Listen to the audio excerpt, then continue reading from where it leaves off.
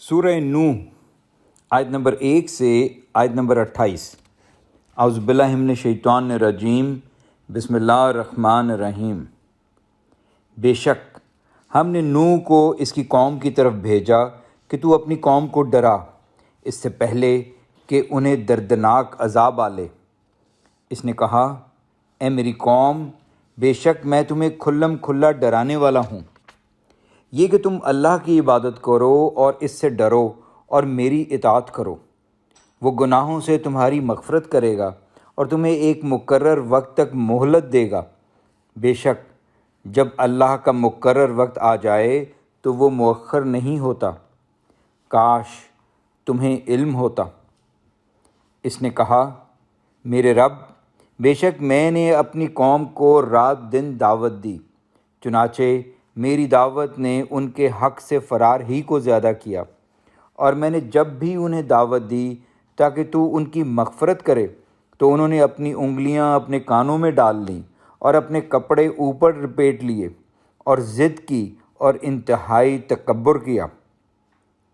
پھر بے شک میں نے انہیں کھلی دعوت دی، پھر میں نے ان سے اعلانیہ کہا اور چپکے چپکے بھی سمجھایا۔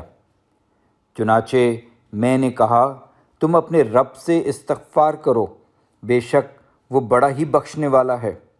وہ تم پر آسمان سے موسلا دھار بارش برسائے گا اور تمہیں مال اور بیٹوں سے بڑھائے گا اور تمہارے لیے باغ پیدا کرے گا اور نہریں جاری کرے گا۔ تمہیں کیا ہوا ہے کہ اللہ کے لیے وقار، عظمت کا عقیدہ نہیں رکھتے، حالانکہ اس نے تمہیں کئی مرحلوں میں تخلیق کیا ہے۔ کیا تم نے دیکھا نہیں کہ اللہ نے 7 آسمان طے بطے کیسے تخلیق کیے، اور اس نے ان میں چاند کو روشن اور سورج کو چراغ بنایا، اور اللہ ہی نے تمہیں زمین سے خاص انداز سے اگایا، پھر وہ تمہیں اس میں لوٹائے گا اور پھر تمہیں دوبارہ نکالے گا۔ اور اللہ نے زمین کو تمہارے لیے بچھونا بنایا تاکہ تم اس کی کھلی راہوں میں چلو۔ نوح نے کہا، اے میرے رب، بے شک انہوں نے میری نافرمانی کی اور ان کا اتباع کیا، جنہیں ان کے مال اور اولاد نے خسارے ہی میں بڑھایا، اور انہوں نے بڑے بڑے مکر کیے، اور انہوں نے کہا، تم اپنے معبودوں کو نہ چھوڑو، اور نہ چھوڑو تم ود کو اور نہ سواع کو اور نہ یاغوث اور یعوق اور نصر کو، اور انہوں نے بہتوں کو گمراہ کیا۔ اور اے اللہ، تو ظالموں کو ضلالت ہی میں زیادہ کر۔ وہ اپنی خطا کاریوں کی وجہ سے غرق کیے گئے، پھر دوزخ میں داخل کیے گئے، تو انہوں نے اللہ کے سوا کوئی اپنا مددگار نہ پایا۔